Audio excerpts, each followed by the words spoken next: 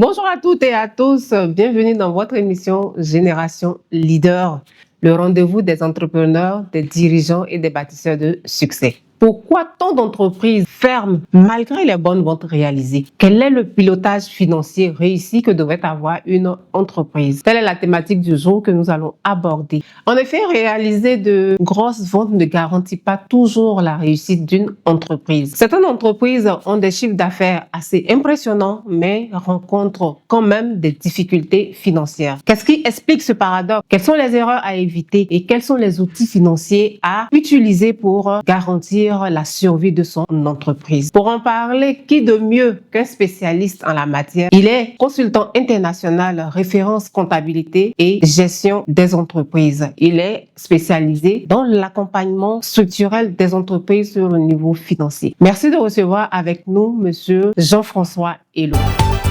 Bienvenue à vous, monsieur. Merci. Installez-vous, s'il vous plaît. Merci.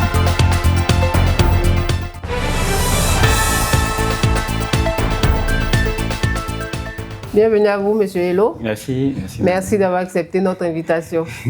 Alors, merci de bien vouloir vous présenter à notre auditoire. Merci.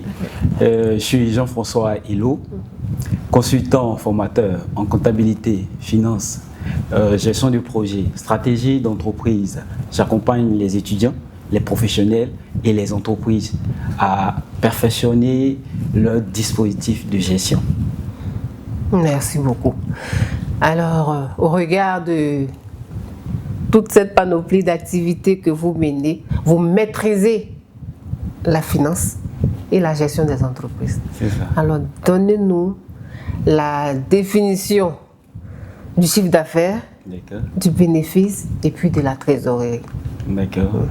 Le chiffre d'affaires, ce sont les ventes de l'entreprise. OK. Voilà.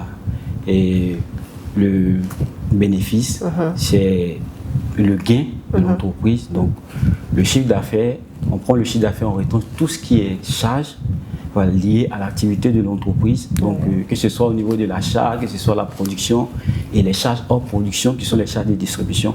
On va défalquer toutes ces charges-là et on aura le bénéfice. Voilà. Pour vous donner une bonne orientation, il faut comprendre que le bénéfice, c'est la performance comptable de l'entreprise. Le chiffre d'affaires, c'est la performance commerciale de l'entreprise. Vous voyez. Voilà. Maintenant, la trésorerie, c'est ce dont l'entreprise dispose. Vous voyez. Voilà. Donc, c'est l'argent dont elle dispose. Et il faut comprendre que le chiffre d'affaires donne l'ego. Le bénéfice, la performance de l'entité, et la trésorerie, c'est ce qui paie les salaires et les fournisseurs. OK. Et laquelle de ces trois notions-là reflète la santé financière d'une entreprise? Évidemment que c'est la trésorerie. La trésorerie, d'accord. Parce que quand vous prenez le bénéfice, en fait, le bénéfice est trucheux de plusieurs dispositions qui ne sont pas, quand vous prenez dans le bénéfice, on a par exemple les amortissements, on a les dépréciations qui ne sont pas des charges décaissables. Vous voyez. Donc ça nécessite une compréhension de la gestion pour prendre en compte ces dispositions-là. Vous voyez. Donc au finish, le résultat ne correspond pas forcément à ce qu'on a en trésorerie. C'est pourquoi il faut avoir une très bonne gestion qui permet de cadrer tous ces aspects-là afin d'avoir une bonne trésorerie. D'accord. Et qu'est-ce qui, selon vous, pourrait expliquer qu'une entreprise qui réalise de très grosses ventes a des difficultés financières? Et le truc ici, c'est déjà le décalage entre le paiement, voilà, entre le paiement des clients, et aussi toutes les charges qu'il faut régler. Voilà. Il faut savoir que vous devez, à la fin du mois, régler le loyer. Vous devez régler les salariés. Vous devez régler les impôts. Vous voyez. Donc, quand je prends ces éléments seulement, que vous fassiez, vous ayez de la trésorerie ou pas, c'est pas le problème. Voilà, parce que quand vous prenez la fiscalité va regarder votre vente, ne regarde pas la trésorerie. Vous voyez. Donc à partir de là, si tous ces aspects, vous ne tenez pas compte de ça et votre entrée mettre du temps, alors que vous devez régler vos fins du mois. Ouais. Arrivé un moment où vous allez vraiment se craquer. Vous voyez, voilà. Donc, si les clients mettent du temps à vous régler, alors que vous devez régler précipitamment toutes vos charges, vous verrez que ça va vous coincer. Donc, c'est ce qui fait que la vente n'est pas forcément la trésorerie. Donc, une entreprise ne peut pas mourir par manque de vente, mais par manque de trésorerie. Exactement. Et c'est ce qui arrive généralement. Sinon, on arrive à vendre. Voilà. Et la plupart des gens se concentrent sur les ventes, mais pas derrière comment encaisser ce qu'on a vendu. Et quelles dispositions on prend pour qu'il y ait vraiment ce dispositif qui permet de gérer tous ces aspects-là. Qu'on soit toujours efficace, on puisse régler nos salariés quand il le faut, toutes ces dispositions. Mais quels sont les signes avant-coureurs auxquels on devait beaucoup prêter attention pour ne pas entrer en difficulté? Oui, déjà, l'une des choses, c'est que quand la fin du mois approche, on va dire, bon, si d'habitude vous réglez les salariés, peut-être le 5, vous allez dire, bon, ce mois-ci, je pense que peut-être jusqu'au 10, on va vous régler. Vous voyez, voilà. Les impôts, vous allez dire, bon, on peut essayer de voir, peut-être après, on va c'est-à-dire qu'il y a des petites dispositions. Et c'est pas pour dire que l'entreprise va aller en faillite d'un moment à l'autre. Non, non, non. Ce sont des éléments qui se présentent au fur et à mesure. Même souvent, des entreprises qui sont à la TVA. La TVA, ce n'est pas l'argent de l'entreprise. Mais souvent, ils vont mettre du temps à pouvoir régler ces éléments. Ils disent non, après. Donc, ils vont utiliser l'argent de la TVA. Donc, il y a plusieurs dispositions qui montrent vraiment que l'entreprise, ça commence à ne pas aller. Donc, par rapport au paiement, est-ce qu'on arrive, ce qu'on faisait au départ, est-ce qu'on arrive à faire tout le temps? Vous allez voir comment on va commencer à reporter certains éléments. Ça, après, on peut faire. Non, ça veut dire que ça commence à chauffer. Donc, et ce sont des signes. Voilà, ce sont des signes qui montrent que ça commence à chauffer. Donc, il faut commencer à prendre des dispositions. Voilà, parce que dans ça peut toucher encore d'autres aspects. Et puis, là, on voit que... C'est donc, dès lors que l'entreprise a des difficultés à faire face à l'une de ces charges, cela devrait alerter les dirigeants. Voilà. Et beaucoup d'entreprises travaillent avec paiement par échelonnement avec les clients. D'accord. Quelle est la difficulté que pourra rencontrer une entreprise serait le défaut de paiement de ses clients? Oui. Donc, comment pallier à cela? Ok. Déjà, il faut savoir que pour les paiements, si les clients doivent régler peut-être par période 30%, 40%, et ainsi de suite, et que vous fixez uniquement sur ça, le jour où il y a un décalage, ça va chauffer.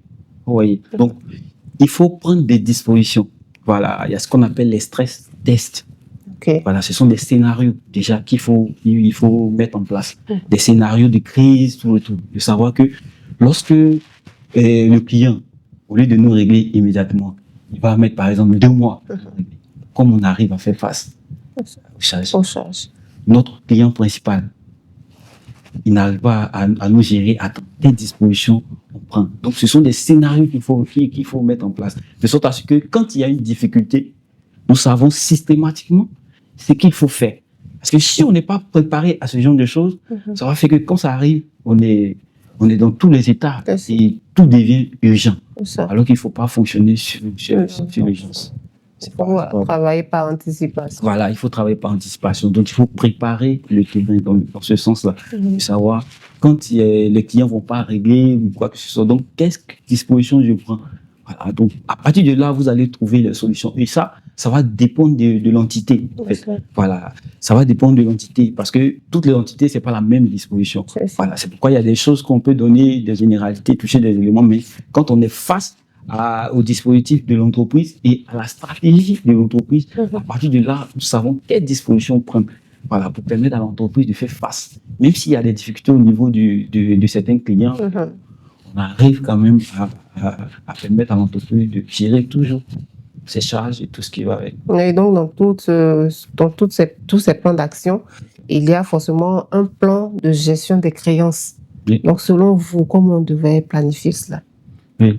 Déjà, pour les créances, il faut déjà aller sur une bonne structuration. Voilà, c'est-à-dire déjà une bonne organisation dans le sens de la planification. Donc, en fonction de votre planification et des charges auxquelles vous devez faire face, voilà, vous allez maintenant disposer vos créances. Voilà, de savoir que si je fais un règlement, un client, je vends aujourd'hui, voilà, dans quelles dispositions les clients règlent. Donc, à partir des dispositions de règlement des clients, dès que vous avez convenu, vous allez structurer. Voilà, donc c'est une structuration. Ça dépend. Il y a différentes manières de faire la structuration, mais ici, il faut pouvoir faire de sorte à ce qu'ils puissent avoir les entrées, voilà, avant qu'il y ait de sorties. Voilà, donc de positionner les encaissements avant même qu'il y ait de décaissement. Vous voyez, voilà, donc ça c'est, il y a plusieurs aspects, voilà, qui rentrent en ligne. Voilà, parce que nous, on fait en même temps la stratégie et donc on tient compte de plusieurs facteurs. Voilà, pour pouvoir mettre en place ces dispositions. Vous prenez une entreprise qui n'a pas assez de clients, vous voyez que elle a peut-être un client, deux clients, ce qui est contre. Voilà, donc quelle disposition il faut prendre dans ce cas de figure-là? Il faut simplement, avec les clients, s'entendre. Parce que d'abord, ça part de là. S'il n'y a pas d'entente, il n'y a pas de disposition, vous allez voir que le gars il s'élève, il règle quand il veut, tout. Donc il faut continuer avec ses clients et mettre en place des relances, tout. Donc de savoir que le client va arriver à cette période, donc il faut mettre quelqu'un qui va permettre de relancer les clients, de suivre, de voir aussi les difficultés, peut-être qu'il peut. Même quand il sait qu'il est en difficulté, il prévient même bien avant que la période n'arrive. À partir de là, c'est quelle disposition aussi prendre. Voilà, donc il faut vraiment être en bon terme avec les clients. Voilà, donc il y a une communication qu'il faut mettre en place, de sorte à ce que le client puisse se sentir. Donc si jamais il a des difficultés, il puisse aussi faire part et arrive à pallier, joser les choses. Voilà. Ne pas être technique, ne pas utiliser certains aspects du procès. Voilà.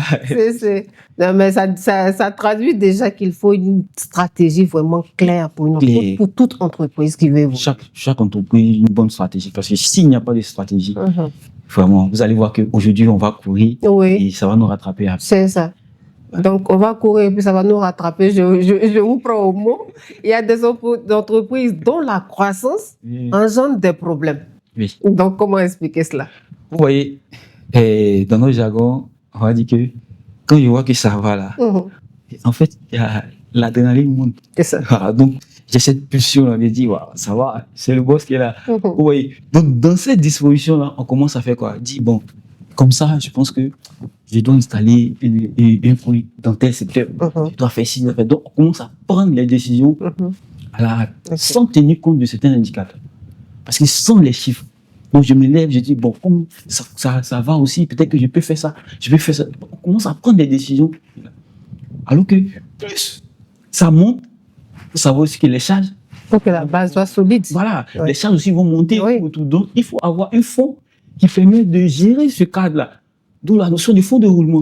Donc il faut que vous puissiez sécuriser le fonds qui va gérer ce cycle-là, de sorte à ce que si mon chiffre, je suis à 50 et que je vois que je vais à 150, donc quelle disposition je prends?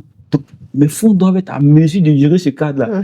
Et vous allez voir que systématiquement, on va dire que bon, j'embauche telle personne, j'embauche ça coûte de partout.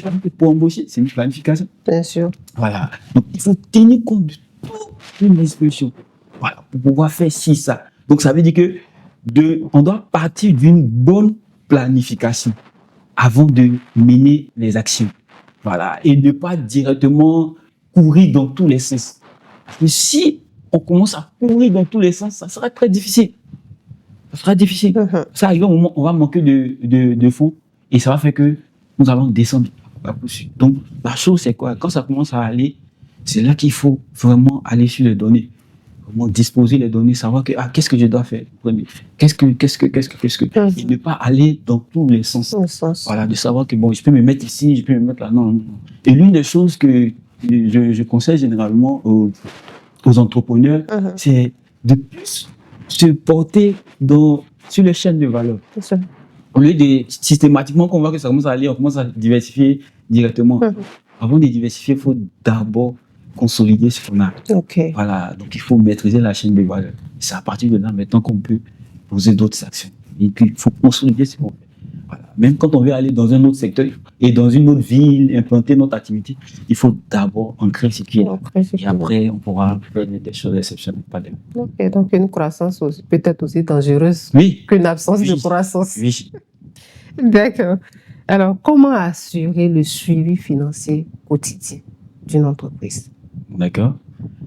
Pour assurer le suivi d'une entité, je pense qu'il faut regarder, il y a des indicateurs qu'il faut, voilà, qu'il faut regarder. Déjà, il faut avoir un plan de trésorerie. Voilà, un plan de trésorerie, je dirais, qui est vraiment flexible. Voilà, qui nous permet de, qui est fait plus même par semaine. Oui, Voilà. par semaine, Oui, que qui est quotidiennement. porté par semaine, tu peux planifier déjà sur au moins 3 mois, donc au moins 12 à 13 semaines OK. dans un premier temps. Voilà, et par semaine, on fait parce qu'au fur et à mesure, on fait quoi? On prolonge. Donc, il y a des points qui sont faits régulièrement. Donc, quand je regarde cet indicateur, ça me permet de voir un peu comment l'argent circule, tout, voir ce que j'ai, tout ça. Ça facilite la tâche. Donc, si régulièrement j'ai une idée sur ça, ça me facilite. En même temps que je regarde cela, je dois aussi regarder la balance âgée. Voilà, la balance âgée des tiers qui permet simplement de faire quoi? De regarder les paiements. Voilà, à quel moment on doit régler les clients, à quel moment aussi on doit pouvoir régler les fournisseurs, régler, et à quel moment on doit pouvoir régler les fournisseurs. Donc, ce genre de, voilà, donc il faut pouvoir apprécier tous ces éléments-là. Donc, déjà, avec ces éléments, ça nous permet de bien encadrer notre gestion, mais derrière, il faut avoir aussi les KPIs qui nous permettent, donc, à travers, soit d'autres peuvent utiliser Excel, d'autres peuvent utiliser les ERP. Voilà, donc ça va dépendre du dispositif qu'on a pour pouvoir gérer notre entreprise, tout ce qui concerne l'entreprise. Mais il faut avoir des indicateurs régulièrement qui nous permettent de savoir comment les choses se font, qu'est-ce qui sort, qu'est-ce qui est chose en créance, qu'est-ce qui rentre. Oui, toutes ces dispositions, il faut pouvoir avoir une œil là-dessus régulièrement. Voilà, régulièrement. C'est pourquoi les traitements sont faits par semaine déjà, d'informer des éléments. Ça facilite les choses en fait. Voilà, ça facilite bien les choses. Pour les petites entreprises ou même les entreprises individuelles, quels sont les outils que vous leur conseillez pour avoir une vision claire dans leur trésorerie? D'accord. Donc, les petites entreprises, je pense qu'ils doivent faire avoir des budgets. Ils doivent avoir des budgets, ils doivent avoir des plans de trésorerie, comme j'ai eu à signifier, qui leur permet de suivre en fait leur trésorerie.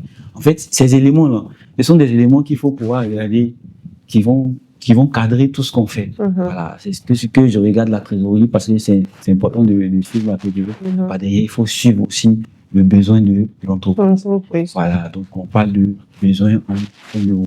Voilà, on joue de chiffre d'affaires. Ça, c'est une disposition. On joue de chiffre d'affaires. Ça permet de l'orienter, de savoir que telle période à telle période, ou bien sur telle période, je peux vraiment faire en moins, ainsi de suite. Donc, et il y a d'autres éléments qu'il faut apprécier également. Vous voyez. Mais déjà, quand vous arrivez à suivre ces éléments-là, ça vous donne déjà une certaine orientation de savoir est-ce que, vu les dispositions du client, vu le temps que je mets à régler mes fournisseurs, vu le temps que les clients mettent à me régler, quel est le décalage? C'est ce décalage parfois qui crée de véritables soucis.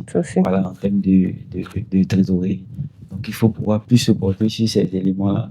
Et par derrière, il faut avoir une gestion analytique des coûts.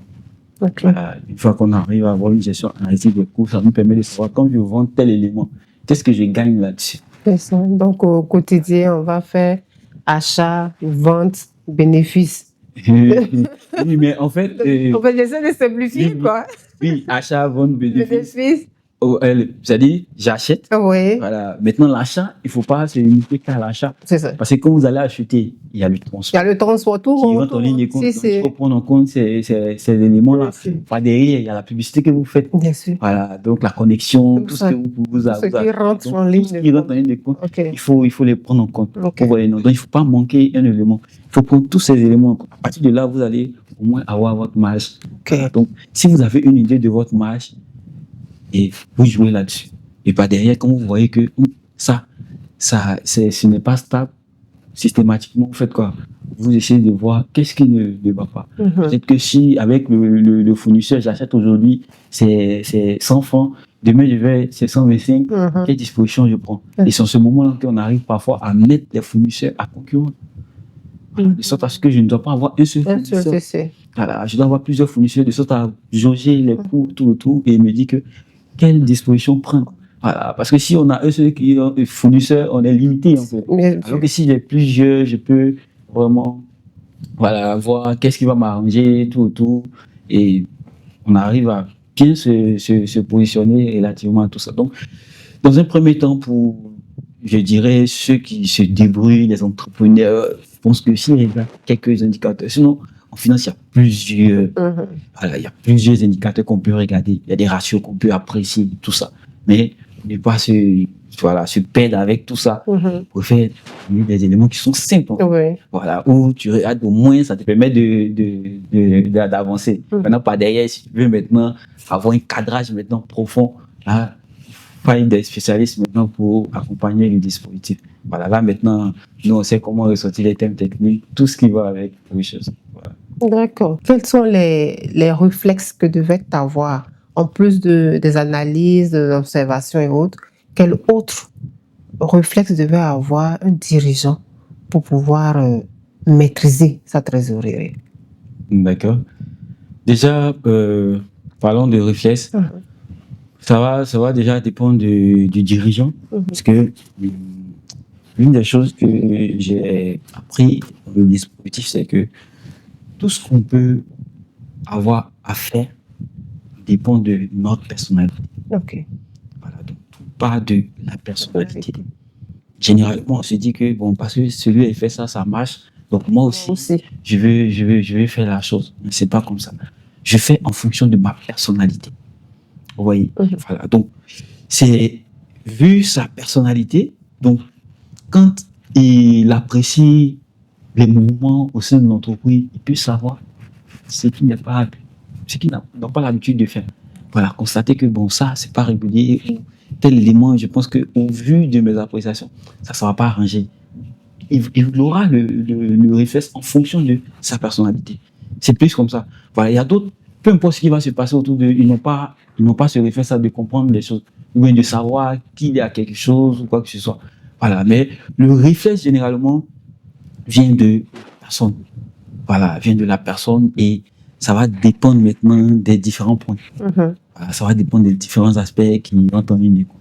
Sinon, là, c'est avoir un réflexe dit que ça sera vraiment une chose. Ça dépend du contexte, en fait. Okay. Ça dépend du contexte et puis sur quoi il doit pouvoir supporter. Tout. Donc, il y a différents aspects sur lesquels voilà, il pourra jouer pour réagir à ceci ou à cela. Mais la personnalité est. Il y a pour beaucoup. D'accord.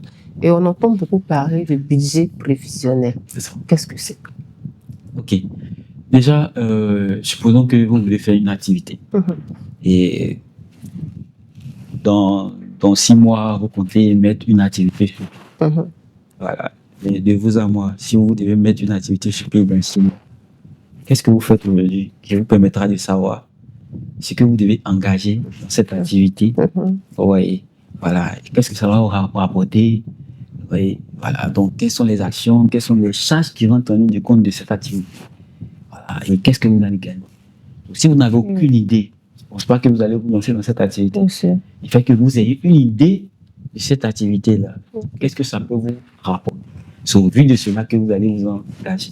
Vous voyez. Donc, dans ce cas-là, il est important pour vous de planifier. Donc, la planification, nous sommes de dire que, vu l'activité, vu les démarches que j'ai menées, vous voyez, voilà, donc les démarches marketing, Voilà, donc les sondages, ceci, cela, tout ce que vous avez pu engager, parce qu'il faut le faire. Certaines personnes regardent et puis ils commencent à mettre des chiffres comme ça. Non, mais ça ne marche pas.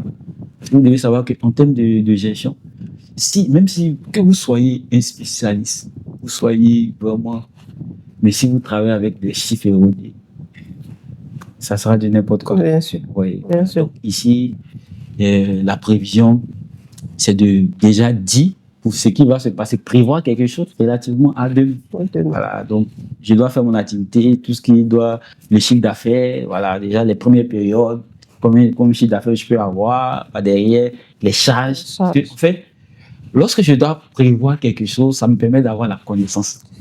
Oui, ça me permet d'avoir la connaissance. Parce que si je n'ai pas la connaissance dans le domaine, je ne peux rien faire.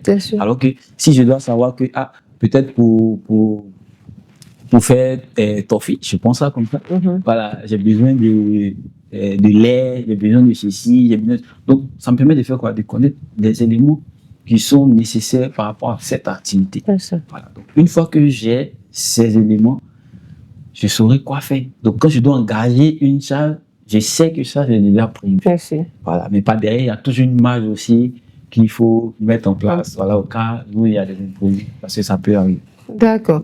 Alors, si vous deviez conseiller 3 indicateurs à un dirigeant d'entreprise, ne serait-ce que 3, à surveiller, lesquels seraient? Ok.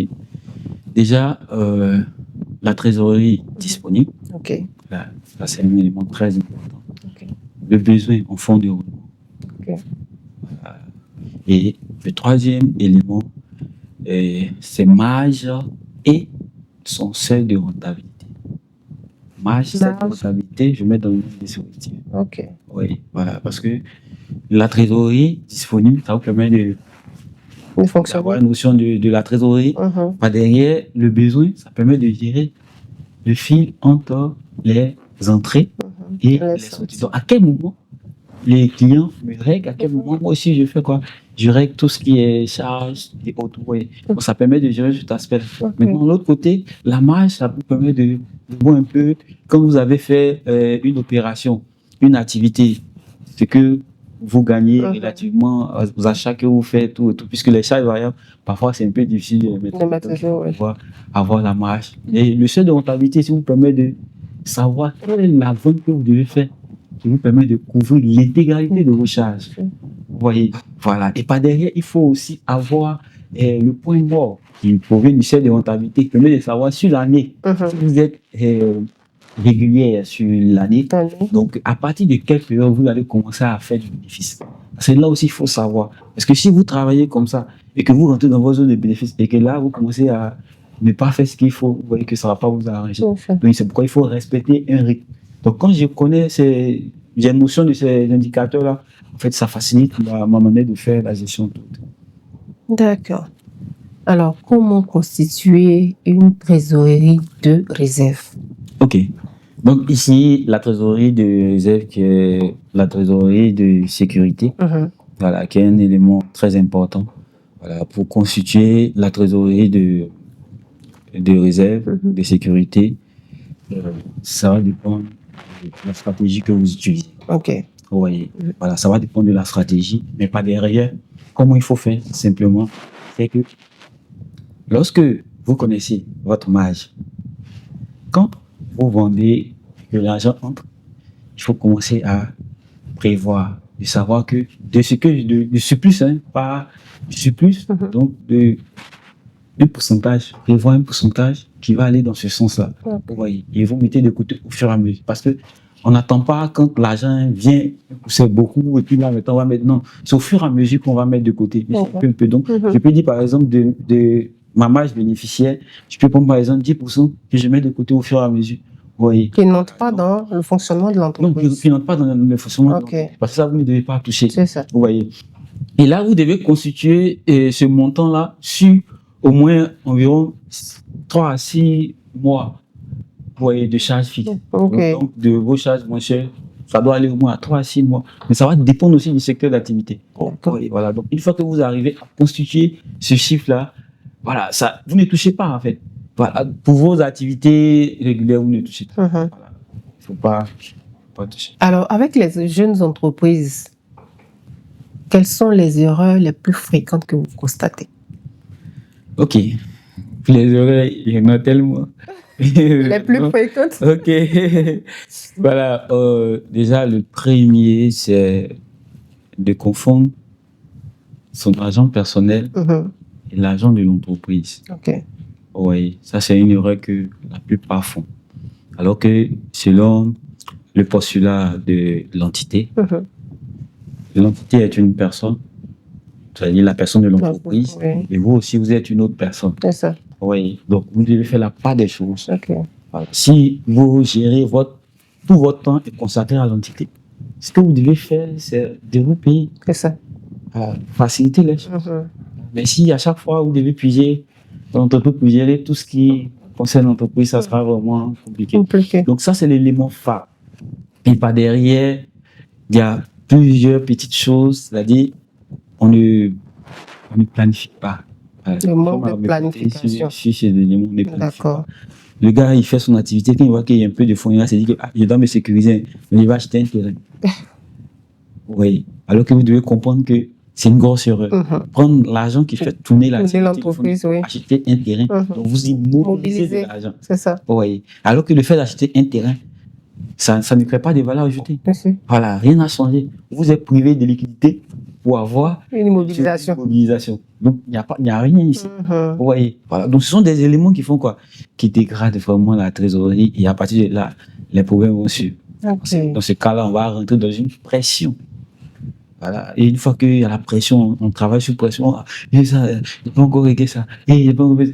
Mais on n'a pas une lucidité dans les actions. On perd systématiquement notre vision. C'est ça. Vous voyez. Et on est en train de gérer les urgences. Et il y a plusieurs dirigeants d'entreprise qui sont dans ces cas de figure où ils n'ont plus de vision. C'est comment régler les choses. C'est ça qui est devenu leur objectif. Wow.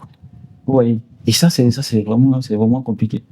Ouais. Donc, si vous ne faites pas attention à ces éléments-là, je préfère signifier ces éléments-là. Sinon, il y en a plusieurs, mais ça, c'est vraiment primordial. Parmi ces erreurs-là, quelle est la plus dangereuse? La plus dangereuse. La plus dangereuse qui pourrait systématiquement nuire à l'entreprise. D'accord. Je dirais la planification. Le manque de planification. Je dirais le manque de planification. Okay. Parce que vous devez savoir que pour qu'on puisse aller loin, parce que quand je crée une entreprise, l'objectif c'est de pouvoir aussi pérenniser l'entreprise. Voilà. Donc je dois avoir un mindset qui me dit que chaque fois que je pose une action, je dois penser à héritage. En fait, c'est ma philosophie. Penser à héritage. Donc, quelle disposition je prends pour que demain, l'entreprise puisse toujours continuer de fonctionner. Vous voyez. Donc, pour cela, je dois planifier. Je dois comprendre mon environnement. Parce que si je comprends, que ce soit mes forces, mes faiblesses, comprendre aussi l'environnement macro, ça me permet de me positionner, de savoir quelle disposition prendre et à partir de là, améliorer. Donc, je regarde aussi mes objectifs. Puisque toute planification, c'est va tenir compte de quoi? De ma mission, de mes valeurs, voilà, de tout ce qui va tenir compte. Donc, c'est très important sur cette phase de la planification. Et parce que quand on parle de planification, vous allez savoir que ça rime avec connaissance. Ça me permet de comprendre. Donc, j'ai la connaissance de mon environnement, de mon domaine, de tout ce qui va tenir compte. Je peux progresser et m'adapter quand il le faut. Alors, face à des difficultés de trésorerie, on a très souvent recours à l'endettement. Quels sont les effets de l'endettement sur la survie d'une entreprise? D'accord. Là, l'endettement, en fait, la plupart confondent souvent les choses. Quand vous vous endettez, je prends par exemple, vous allez vous endetter pour 10 millions. Vous recevez 10 millions de trésorerie. Mais de l'autre côté, quand je rentre dans le cadre comptable, 10 millions aussi signifie que vous devez 10 millions. Vous devez 10 millions. Mais le truc encore, c'est que il y a des intérêts que vous devez payer. Donc ça veut dire que ce sont des... C'est plus que 10 millions. Voilà, donc c'est plus que 10 millions que vous devez rendre. Donc déjà, il y a un déphasage qu'il faut apprécier. Voilà, donc ça ne vous enrichit pas. Voilà, parce que vous allez rembourser l'argent. Maintenant, la chose, c'est que quand j'emprunte, est-ce que ce que j'ai emprunté, ça me permet de faire quoi? De rentabiliser. C'est ça qu'il faut regarder. Si ça me permet de rentabiliser, ça veut dire que je dois observer le cash flow que j'aurai relativement à cette situation. De sorte à ce que je puisse couvrir les 10 millions. Et c'est l'activité que vous allez mener qui doit vous permettre de faire quoi? De couvrir, de rembourser les 10 millions. Vous n'allez pas aller enlever quelque part d'autre pour Non, pas du tout. Donc, c'est votre activité qui doit vous permettre de couvrir les 10 millions. Dans le même temps, pouvoir couvrir aussi les intérêts. Et vous avez encore plus. Donc, dans ce cas-là, vous devez faire quoi? Dans votre manière de gérer avec votre activité, l'argent doit rentrer pour gérer la charge. Donc, il doit avoir d'entrée avant que vous ne puissiez dépenser pour gérer les charges. Donc, l'emprunt doit pouvoir gérer ça. Mais si l'emprunt ne gère pas ça, vous allez voir que ça va changer votre habitude. Alors que l'emprunt ne doit pas changer votre habitude. Votre habitude financière. Parce que si l'emprunt, c'est-à-dire qu'à travers l'activité que vous allez mener, vous allez peut-être avoir de l'argent. C'est-à-dire que disposons sur 40 jours, alors que vous devez rembourser chaque 30 jours. Vous voyez, vous serez sous tension. Vous allez chercher l'argent ailleurs. Ça va changer vos habitudes. Alors que l'emprunt ne doit pas changer vos habitudes. Donc ici, il faut comprendre que ça peut être un risque pour l'entreprise si on n'arrive pas à bien disposer les choses, à gérer comme il se doit.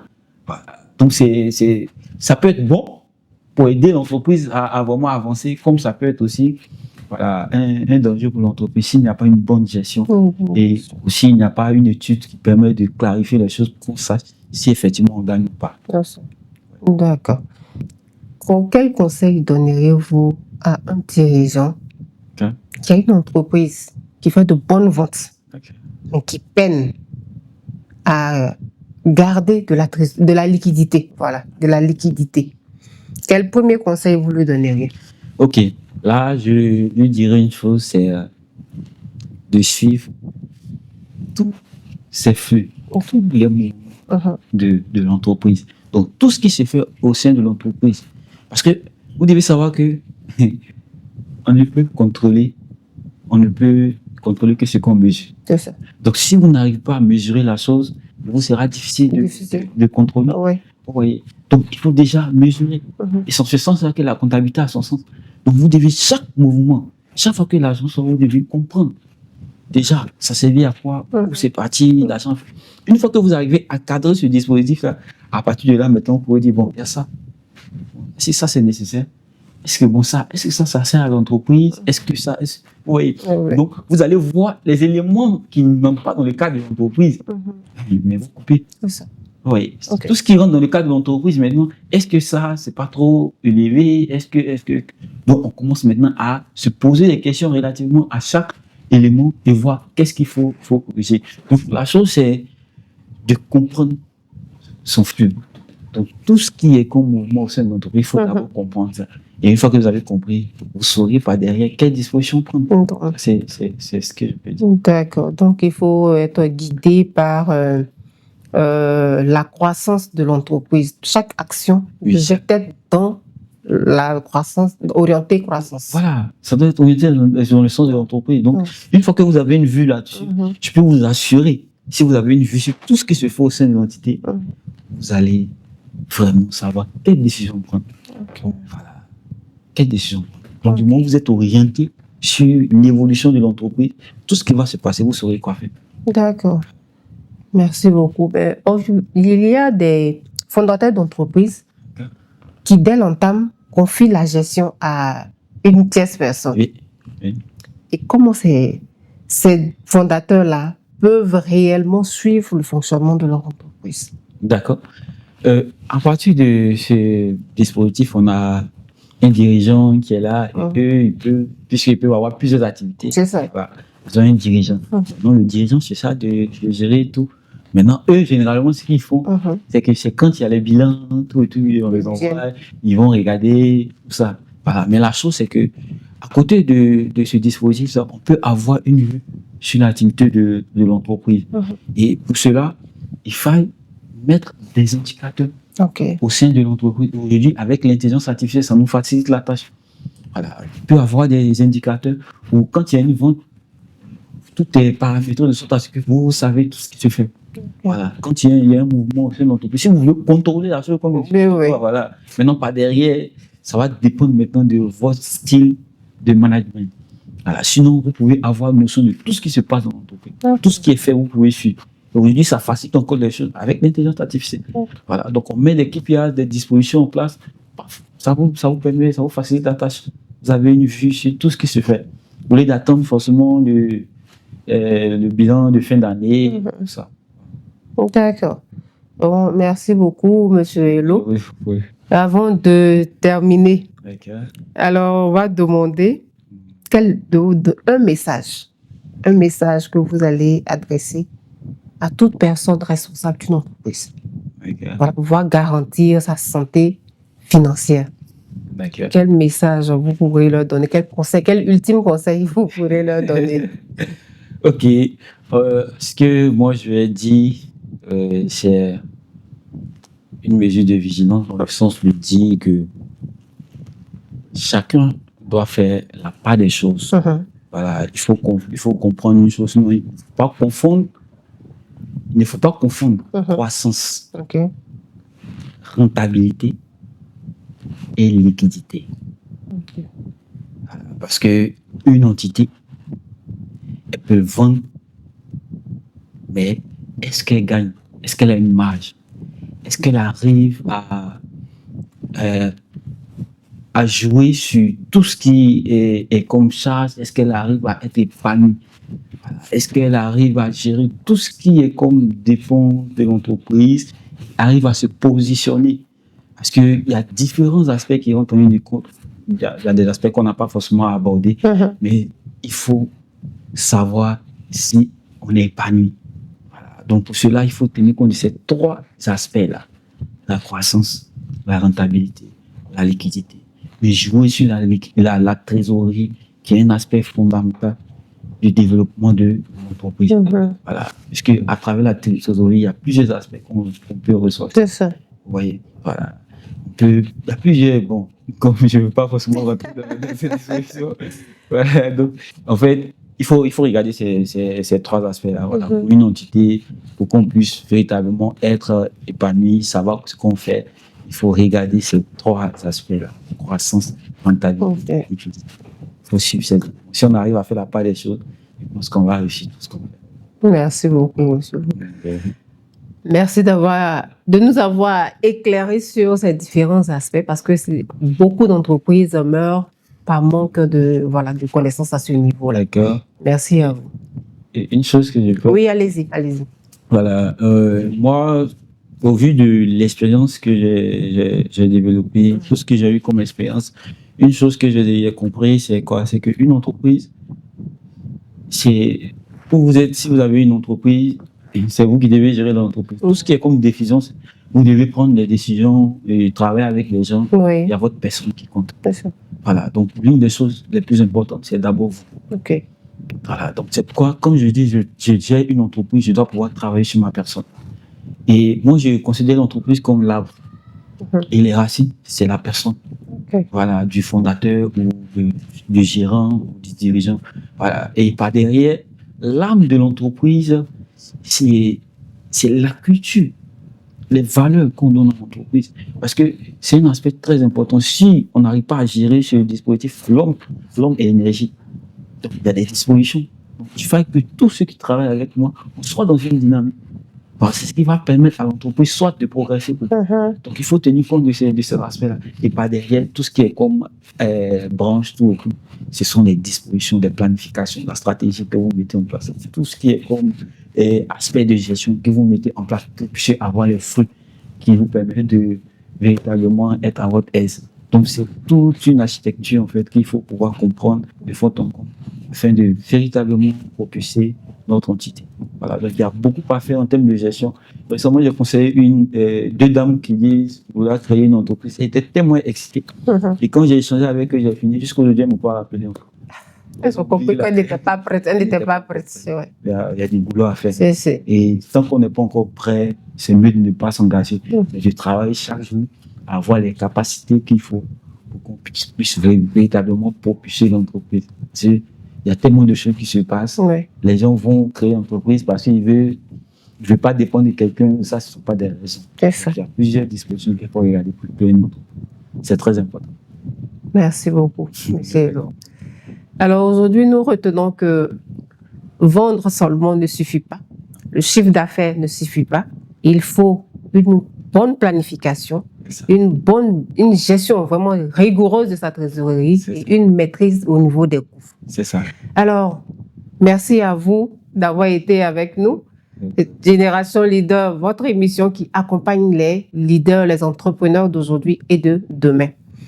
Nous allons donner rendez-vous jeudi prochain pour un autre numéro. D'ici là, entreprenez, gérez et surtout, pensez surtout pérennité parce qu'il faudrait que l'entreprise fasse partie d'un héritage.